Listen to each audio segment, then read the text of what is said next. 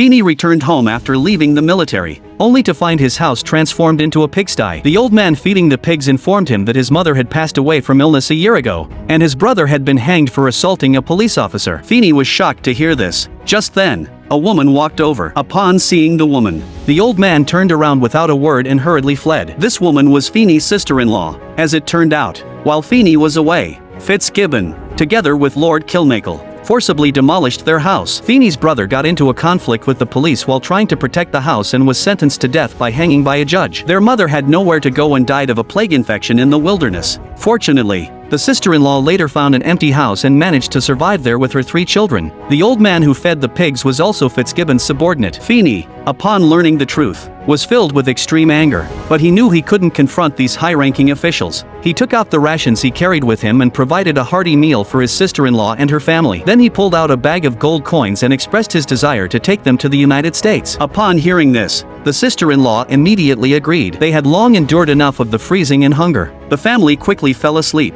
fantasizing about the new life that awaited them. Little did they know that misfortune was about to strike. The next day, Feni bid farewell at his mother's grave and prepared to take his family to the United States. However, as soon as he reached his doorstep, he discovered a group of police officers surrounding their house. They wanted to arrest the people inside and demolish the roof. Feni became anxious and tried to rush in to protect his family but was struck down by a police baton. He was then forcefully pressed into the ground. Helpless, the sister-in-law had no choice but to come out with the children. But at that moment, the hot-blooded nephew stabbed one of the policemen at the door. Soon after, he was shot dead in a hail of bullets. Feni, unable to move, could only watch it all happen, his eyes filled with fury. Subsequently, Feni was taken to the police station. The police chief, without asking for any reasons, immediately intended to throw Feni into prison and was already planning to keep the weapons confiscated from Feni for himself. In his eyes, ordinary people were worthless and insignificant. At this point, Feni finally exploded. He kicked the knife into the commissioner's mouth, picked up the gun on the ground, and directly shot the police commissioner to death. At this time, police reinforcements arrived. Feni used the police officer's body as a cover, and sidestepped a shot before picking up his own knife, and opened the madness of sadism. These police officers had been accomplices to tyranny for too long, and they never expected to meet such an end themselves. Soon, Feni killed all the police officers in the station. He set the police station on fire and quickly returned home to prepare to escape to the United States with his sister-in-law's family. However, fate had no mercy. It started snowing heavily that night. When Feni arrived home, he discovered that his sister-in-law's family had frozen to death. They never had the chance to live the life they longed for. Unstoppable fury ignited in Feni's eyes. He was determined to make everyone who harmed his family pay a painful price before fleeing to the United States. He took hold of the pig from his home and marched straight to Fitzgibbon's house. When Fitzgibbon returned home and saw Feni waiting for him, he was almost scared out of his wits. He hastily explained to Feni that he was also forced into his actions. However, he suddenly opened a cabinet and pulled out a hunting rifle, aiming it at Feni. It turned out that Feni had tampered with the gun beforehand. Feni took out a knife, then abruptly stood up and ended Fitzgibbon's life with a single strike. On the other side, upon learning about Feni's massacre at the police station, the higher authorities immediately dispatched individuals to apprehend Feni. One of them was the young Pope, and the other was Feni's former comrade, Hannah. They set off immediately and soon arrived at Feni's village. Just as they entered the village, they were confronted with a shocking sight. Hannah entered Fitzgibbon's house and discovered a body with a pig's head and a human body. The young Pope was horrified by this scene. After investigation, they realized that the motive behind the killings was not robbery. Hannah thought of Feni, who was being pursued, and went to Feni's house, where they found Fitzgibbon's severed head. Their guide informed them that Fitzgibbon, in collaboration with Lord Kilmacle, had forcibly demolished Feni's house, resulting in the tragic death of Feni's family. This must have been Feni's act of revenge. On the other side, Feni arrived at the town's courthouse and witnessed the hanging of his brother by the judge. The judge casually executed an innocent villager, fueling Feni's uncontrollable rage. He immediately infiltrated the judge's room and hanged him outside the courthouse walls. Subsequently, Feni made his way to Lord Kilmacle's mansion, eliminating all the guards. However, he couldn't find Lord Kilmacle there. Thus, he confronted Lord Kilmacle's steward and interrogated him about Lord Kilmacle's whereabouts. The steward initially tried to resist, even using Lord Kilmacle as a threat against Feni, but Feni swiftly responded with a slap. I have money.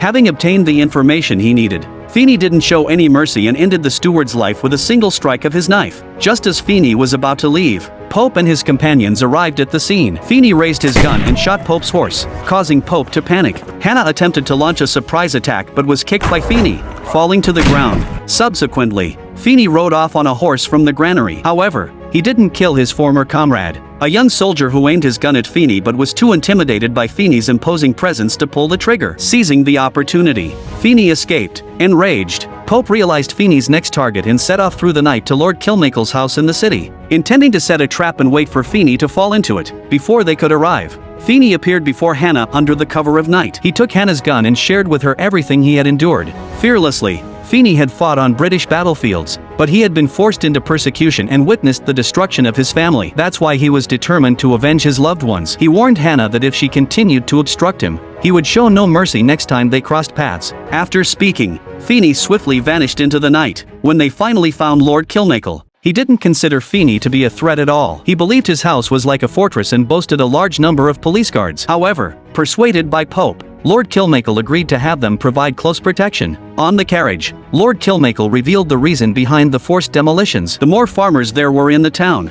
the more taxes he had to pay. So, he had the roofs of the farmers' houses removed, leaving them homeless and reducing the tax burden significantly. Hannah was greatly shocked upon hearing this. It was unbelievable that the lives of ordinary people were disregarded for the sake of reducing taxes. Upon returning to Lord Kilmakel's house, everyone gathered around the fire, drinking and chatting, completely detached from the cold world outside. At that moment, Feni quietly infiltrated the house. As he entered the room, intending to assassinate Lord Kilmakel, he lifted the covers only to realize he had fallen into a trap. Feni knocked down Pope using the gun's barrel and prepared to kill him. However, Hannah, who had been hiding in the corner, intervened without firing her gun. Just then, Lord Kilmakel arrived. With a single glance from Hannah, Feni understood. He once again struck Pope to the ground, then turned and left, taking Lord Kilmakel captive as well. As the other guards rushed over, Feni had already taken Lord Kilmakel and made his escape. The next day, Hannah was sentenced to death by Pope for treason. However, just as the execution was about to take place, gunshots rang out, followed by the sound of a soldier falling. It was Feni returning once again. Pope immediately called for reinforcements. In the midst of this, a person on horseback stormed into the estate. Pope ordered his men to shoot the intruder, believing it to be Feni. But when they turned the person over, they discovered it was actually Lord Kilmakel.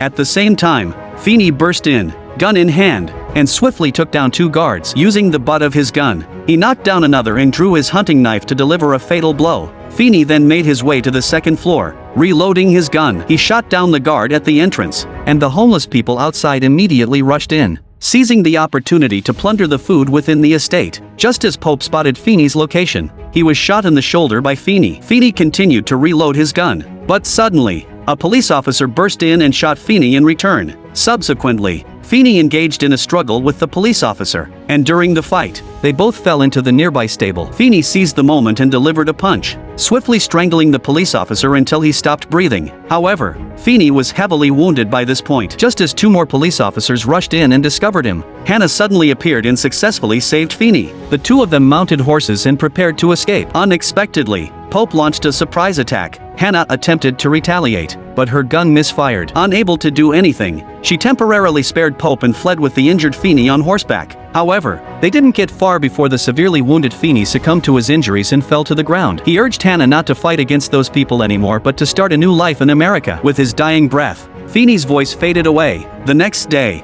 Hannah closely followed Pope, who was injured but preparing to return to England. It seemed as though she was ready to seek revenge for Feni at any moment, but when they reached a fork in the road, Hannah hesitated. The other path led to America, where she could start a new life. Should she continue her fight against the forces of evil or choose to let go and begin her own fresh start in America? For those of you watching, what do you think she should do? Feel free to leave your thoughts in the comments. As a film lover, I look forward to meeting you in the next movie.